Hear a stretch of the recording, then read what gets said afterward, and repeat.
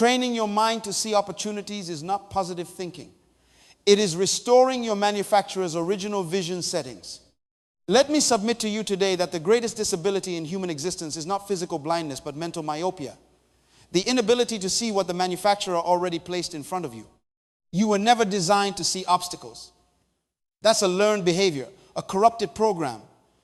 The original software in your consciousness was calibrated for possibility, not limitation. But somewhere between birth and now, somebody reprogrammed your vision. Your parents meant well.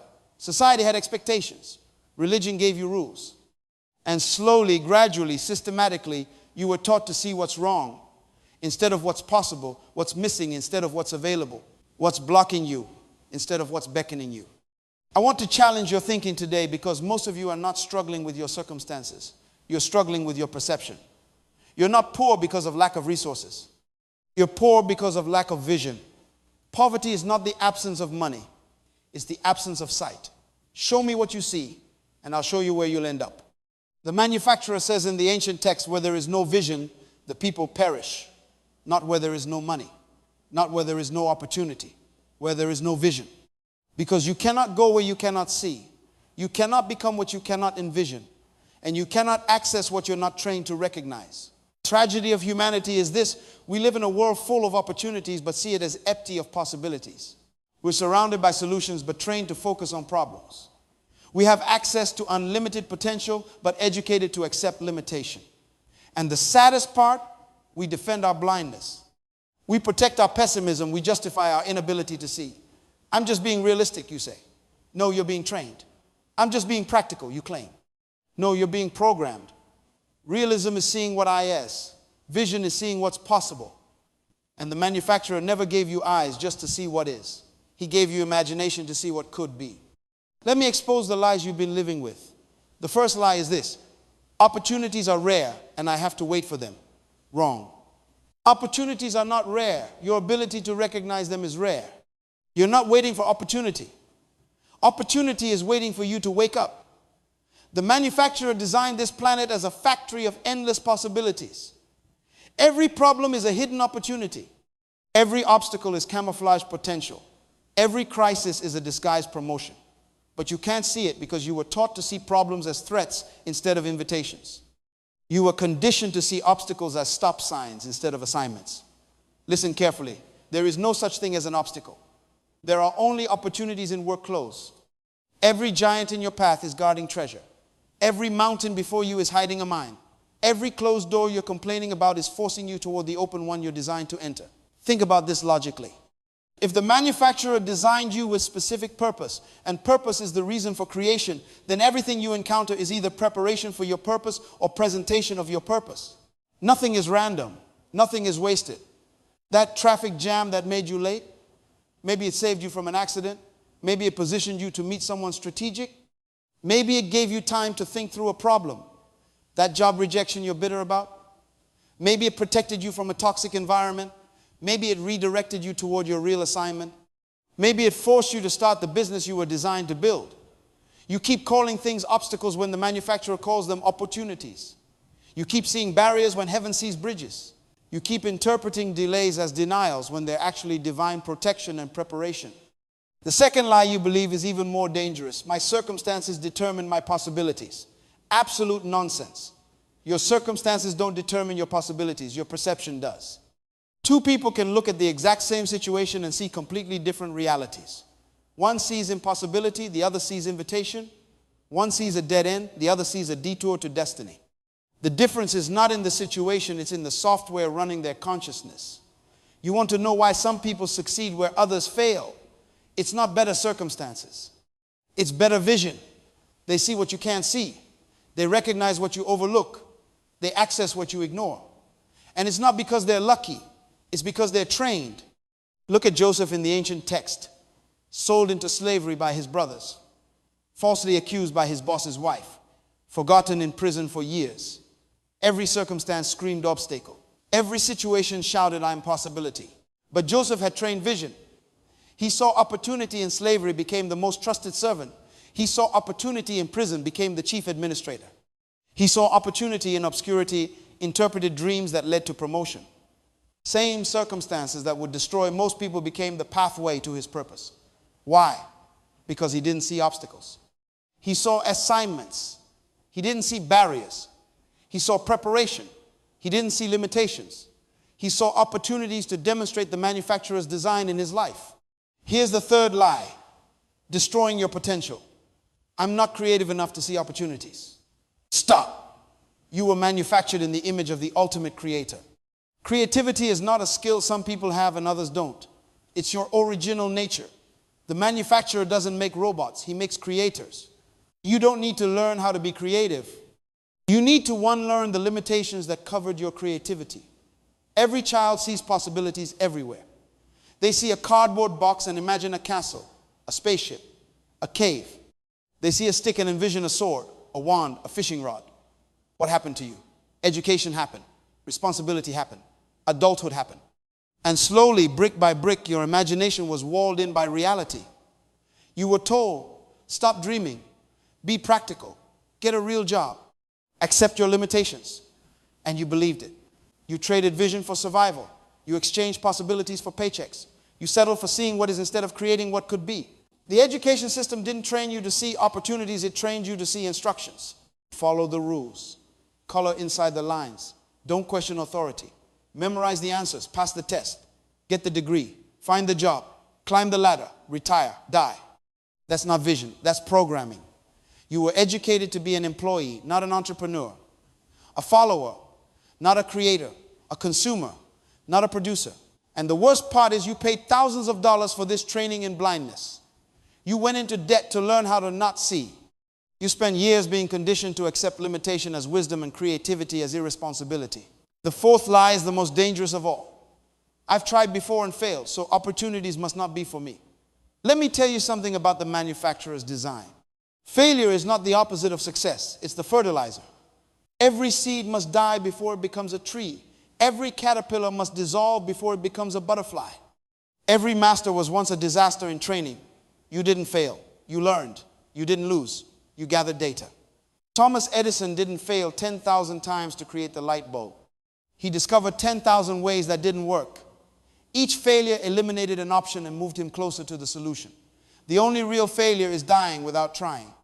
The graveyard is not full of people who failed. It's full of people who never started. People who saw the obstacles and turned back. People who focused on what could go wrong instead of what could go right. Don't you dare join them. Your past attempts were not failures, they were training.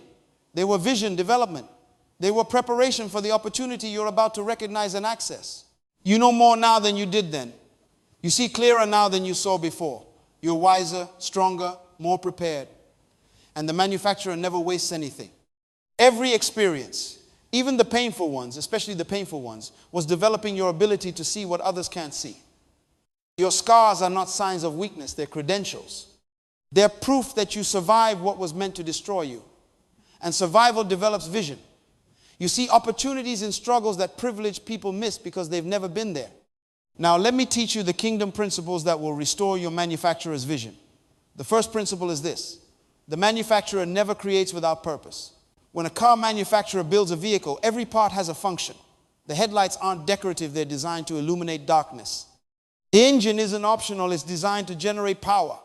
The wheels aren't suggestions, they're designed to create movement. The exhaust system isn't random, it's designed to remove waste.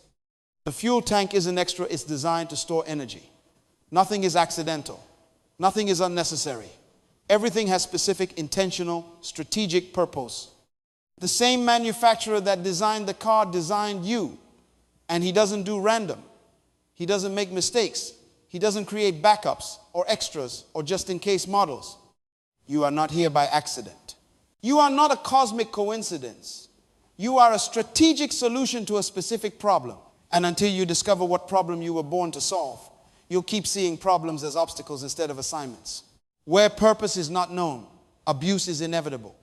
When you don't know what something is for, you'll use it for the wrong thing. A microwave is designed to heat food. But if you don't know that, you might use it as a storage cabinet. It'll hold things, but it's being abused because it's not being used according to manufacturer's intent. You are being abused right now. Not by people necessarily, but by ignorance of your own purpose. You're using your life as storage for other people's dreams when you were designed to generate your own. You're functioning as support for someone else's vision when you were created to birth your own. And the reason you keep seeing obstacles instead of opportunities is because you're looking through the wrong lens. You're trying to fit into someone else's purpose instead of discovering your own. Here's the second principle. Everything God created is full, but looks empty. A seed doesn't look like a forest, but the forest is eyeing the seed. An egg doesn't look like an eagle, but the eagle is eyeing the egg. A baby doesn't look like a president, but the president is eyeing the baby. You don't look like your potential, but your potential is in you. The manufacturer's design principle is this. He hides abundance inside what looks insufficient. He conceals forests inside seeds. He buries eagles inside eggs. He deposits destinies inside babies. And he places solutions inside you that the world desperately needs but cannot see. You don't look like what you carry. Your current appearance is not your actual inventory. What you see in the mirror is not what heaven sees. The manufacturer sees you not as you are, but as you were designed to become. And when you start seeing yourself through the manufacturer's eyes instead of society's mirror, everything changes. This is why people underestimate you. They judge you by your exterior when your value is in your interior. They measure you by your current position when your worth is in your potential, purpose. They evaluate you by what you have when the manufacturer measures you by what you carry, and you've been agreeing with them. You've been seeing yourself through their limited vision instead of the manufacturer's unlimited perspective. You look at your bank account and see poverty. The manufacturer looks at your purpose and sees wealth. You look at your education and see limitation. The manufacturer looks at your calling and sees qualification. You look at your past and see failure. The manufacturer looks at your future and sees destiny. The third principle is critical. Your job is what you're paid for. Your purpose is what you're made for. Most people confuse the two. They think career success equals life success. They climb the corporate ladder fast, only to discover it's leaning against the wrong building. They achieve everything society calls success and still feel empty because they accomplished their career but missed their calling. Let me be clear, there's nothing wrong with having a job. Jobs pay bills. Jobs provide stability. Jobs create structure. But jobs are not your purpose, they're your provision while you pursue your purpose. Your purpose is the specific problem only your unique design can solve.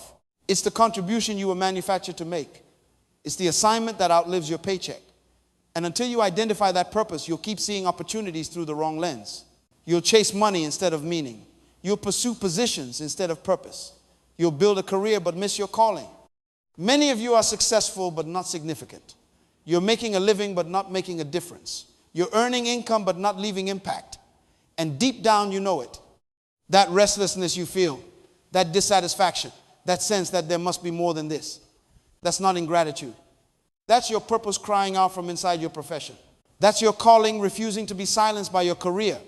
That's the manufacturer's design screaming, you were made for more than this.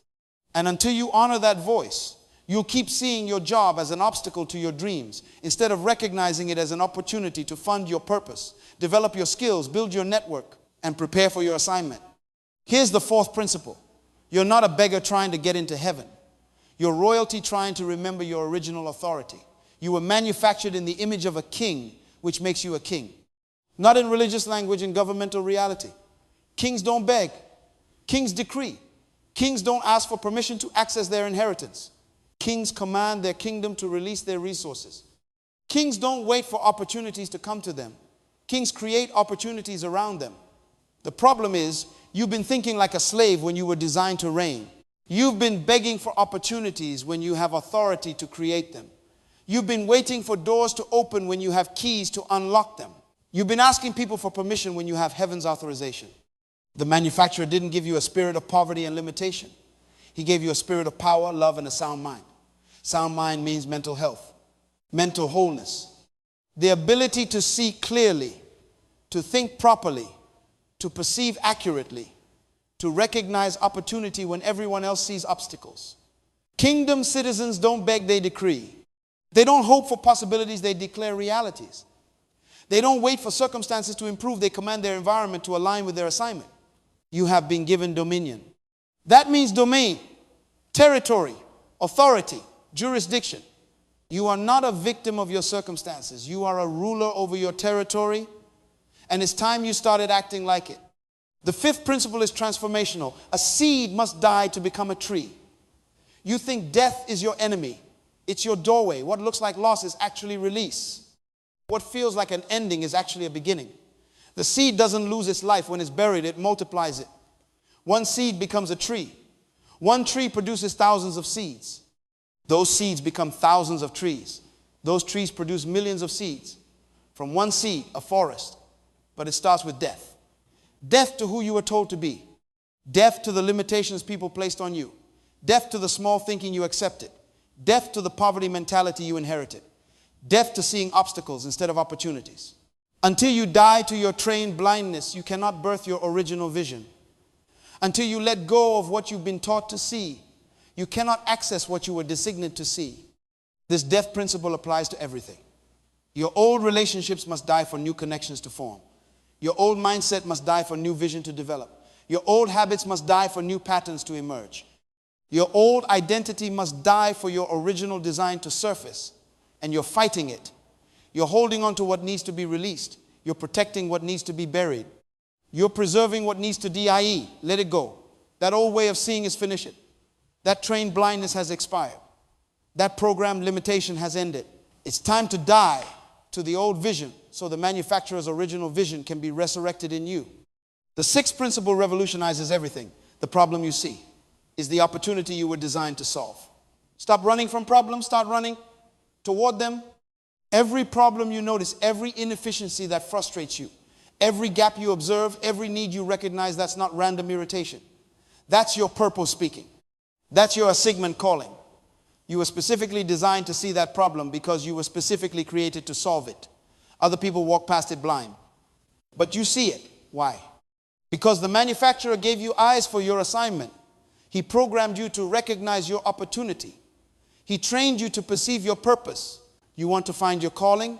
Look at what bothers you. What breaks your heart? What keeps you awake at night? What makes you say, why doesn't someone fix this? The answer is simple, because that someone is you. You're not seeing the problem by accident. You're seeing it by design. The manufacturer is pointing you toward your purpose. He's highlighting your assignment. He's showing you your opportunity. But you keep calling it an obstacle because you don't understand that problems are opportunities in disguise. The bigger the problem you see, the bigger the opportunity you were designed to access. The more it frustrates you, the more it's connected to your purpose. Stop avoiding it. Start engaging it. The seventh principle seals everything. Die empty. Don't let the graveyard keep what the world needs. The wealthiest place on earth is not Silicon Valley. It's not Wall Street. It's not Dubai. It's the cemetery. The graveyard is full of unwritten books, unrecorded songs, unbuilt businesses, unsolved problems, uncreated inventions, undelivered messages. Millions of people died full. They took their seeds to the grave. They buried their potential. They carried their opportunities to their casket. Don't you dare join them. The world is waiting for what's inside you. Someone needs the solution you carry. A generation is desperate for the message you're suppressing. A community is dying for the business you're afraid to start. Die empty. Release everything. Birth all your seeds. Give earth everything heaven deposited in you. Let me give you a practical illustration.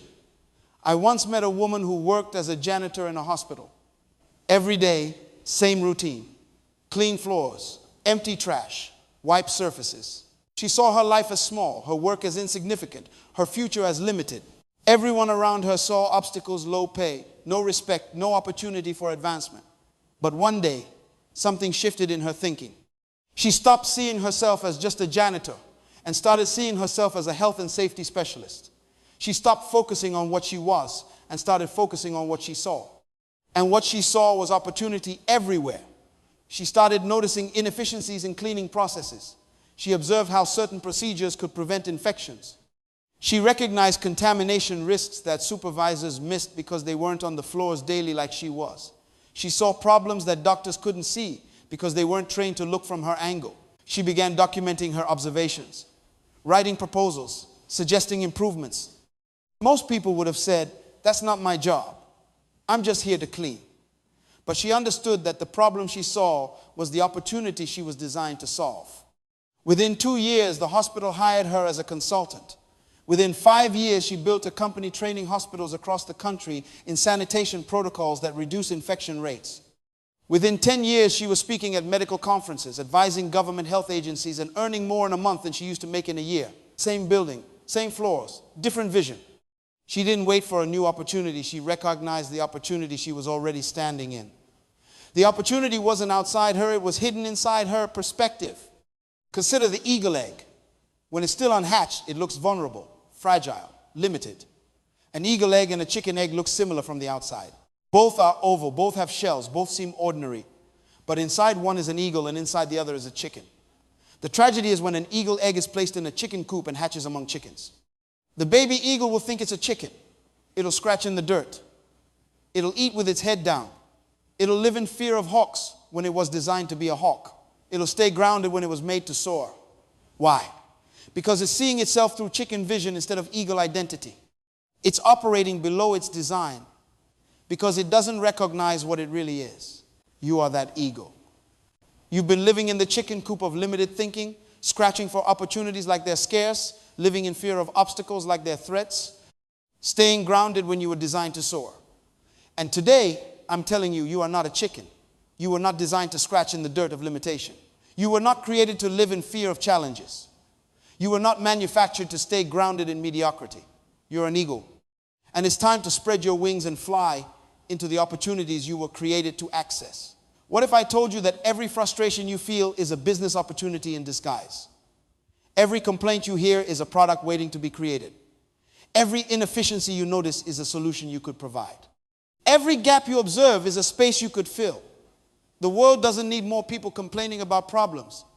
It needs more people recognizing that problems are opportunities wearing work clothes. You want to know your assignment?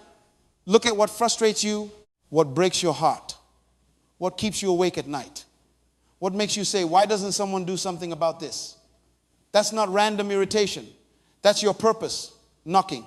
That's your assignment calling. That's the problem you were designated to solve. Stop right here. Before I continue, I need to interrupt your thinking. Let me ask you something, and I need you to be honest. How many opportunities have you walked past this week because they didn't look like what you expected? How many doors did you ignore because they didn't open the way you preferred? How many possibilities did you dismiss because they required work you didn't want to do? How many problems did you complain about that you were actually designated to solve? How long will you keep seeing obstacles when the manufacturer designed you to see opportunities? If something is stirring in you right now, if you feel that restlessness, that dissatisfaction, that sense that you're missing something, that's not depression. That's your potential banging on the door of your consciousness screaming, let me out. That's your purpose demanding attention. That's your assignment, refusing to stay buried. The wealthiest place on earth is the graveyard. And if you're still listening to me, it's because you refuse to be buried there with your vision still inside you. So how do you train your mind to see opportunities instead of obstacles? Let me give you the activation sequence. Stage 1, wake up. You cannot change what you tolerate. You cannot fix what you deny. You cannot transform what you won't acknowledge. The first step is waking up to this truth. The way you currently see is not how you were originally designed to see. Your vision has been corrupted. Your perception has been programmed. Your consciousness has been conditioned. And until you acknowledge that you're not seeing clearly, you'll never seek better vision. Wake up to the fact that you've been trained to see limitations, educated to accept impossibility, conditioned to expect obstacles, programmed to focus on problems. That's not your manufacturer's design. That's your environment's influence. That's society's programming. That's culture's conditioning. And it's time to reject it. Stage 2, remember. You're not trying to learn something new. You're trying to remember something original. Every child sees possibilities until adults teach them limitations. Every baby explores fearlessly until culture instills caution. Every young mind dreams wildly until education demands conformity. Watch a toddler. They see opportunity everywhere. A puddle becomes a playground. A cardboard box becomes a castle. A wooden spoon becomes a drumstick. They don't see obstacles, they see adventures. They don't see limitations, they see possibilities. What happened between childhood and now? Training, programming, conditioning. You were taught to see what's wrong, what's missing, what's impossible. The vision you need isn't out there waiting to be discovered. It's in here waiting to be recovered. You don't need new eyes. You need clean eyes. You don't need better vision. You need restored vision. You don't need to learn to see opportunities. You need to unlearn the blindness you were taught. The manufacturer already installed the software. Somebody just downloaded a virus. It's time to run the restoration program. Stage 3, decide. This is the line between the graveyard and destiny. This is the difference between dying full and dying empty. This is what separates those who recognize opportunity from those who bury it. Potential without decision is just cemetery material. You can have all the vision in the world, all the insight in the universe, all the perception that heaven offers. But if you don't decide to act on what you see, you'll die full. You'll take your opportunities to the grave. You'll bury your possibilities in the cemetery. Decision is the bridge between seeing and experiencing, between recognizing and possessing, between opportunity and outcome, between vision and reality. You've been sitting on the fence too long. You've been waiting for perfect conditions that will never come. You've been looking for guaranteed success that doesn't exist. You've been hoping for risk-free opportunity that's a myth. Let me tell you something about the manufacturer's design. He never guarantees the path. He only guarantees the purpose. He doesn't promise easy. He promises possible. He doesn't offer comfort. He offers assignment. He doesn't give you certainty about how. He gives you clarity about why. And he's waiting for you to decide. Will you die full or die empty? Will you bury your vision or birth it? Will you see opportunities or keep seeing obstacles? Will you recognize what's possible or keep focusing on what's wrong? The choice is yours, but choose quickly. Because every day you delay is another day the graveyard gets richer and the world gets poorer. Stage 4, act. Knowledge without action is decorated ignorance. Insight without implementation is intellectual entertainment. Vision without execution is just a beautiful dream. You can attend every seminar, read every book, watch every video, take every course and still die in the graveyard if you never ACT. Opportunity doesn't wait for readiness. It waits for response. It doesn't require perfection. It requires participation. You're never going to feel completely prepared. You're never going to have all the answers. You're never going to eliminate all risk. You're never going to know exactly how it will turn out. But you don't need perfection to start. You need permission. And I'm giving you permission right now. Actually, I'm not giving you permission. I'm reminding you that the manufacturer already gave you permission the day you were born. He authorized your assignment. He approved your purpose. He sanctioned your calling. He licensed your dream. He commissioned your vision. Stop waiting for people to validate what heaven already authorized. Stop asking permission to become who you already are. Stop seeking approval from people who can't see what you see. Find the problem you were born to solve. Identify the opportunity disguised as your obstacle. Recognize the assignment hiding behind your frustration. Then get up and DOIT. Start the business. Write the book. Create the product. Build the solution. Launch the service. Begin the ministry. Start today, not tomorrow, not next week, not when you feel ready, not when you have more money, not when circumstances improve. Today, right now, with what you have, where you are. The graveyard is full of I'll do it later. Don't join them. Listen to me. I'm not speaking to who you are. I'm speaking to who you're becoming. I see it. Heaven sees it. The angels see it. The manufacturer sees it. The only one who doesn't see it yet is you. But something is shifting right now. A veil is lifting. A blindness is healing. A vision is being restored. You thought you needed better circumstances. Wrong. You need better vision. You believed you needed more resources? Wrong. You need better recognition of the resources already surrounding you? You assumed you needed more time? Wrong. You need better use of the time you already have. You imagine you needed more connections? Wrong. You need better awareness of the connections already available. Your birth was not an accident. It was strategic, calculated, deliberate, intentional. Heaven had a problem that only your unique design could solve. Earth had a need that only your specific gift could meet. A generation had a cry that only your particular voice could answer. That's why you're different. That's why you never fit. That's why normal never satisfied you. That's why conformity felt like suffocation. That's why average always seemed like betrayal. You were manufactured to see what others miss. You were designed to recognize what others overlook. You were created to access what others ignore. You were built to solve what others can't fix. And I prophesy to you today, the graveyard will not have your vision. Your insights will not die with you. The opportunities you're about to recognize will not stay hidden. The possibilities you're about to access will not remain theoretical. The obstacles you've been staring at will not block you anymore. Because right now your vision is being restored. Your perception is being corrected. Your consciousness is being recalibrated to the manufacturer's original settings. The scales are falling from your eyes. The fog is lifting from your mind. The clarity is returning to your vision. What you couldn't see yesterday, you're about to recognize today. What you overlooked last year, you're about to access this year. What you dismissed as impossible last month, you're about to prove is inevitable this month. What you called an obstacle last week, you're about to reveal as an opportunity this week. What you thought was blocking you was actually preparing you. What you believed was stopping you was actually positioning you. What you assumed was your limitation was actually your invitation. This is your hour. This is your moment. This is your season. This is your time. The vision you've been carrying, it's time to birth it. The opportunities you've been missing, it's time to recognize them. The potential you've been burying, it's time to release it. The seeds you've been hiding, it's time to plant them. The dreams you've been suppressing, it's time to pursue them. The assignment you've been avoiding, it's time to accept it. You have permission, you have authority, you have assignment, you have capability, you have qualification, you have authorization. The manufacturer already said yes. Heaven already approved it.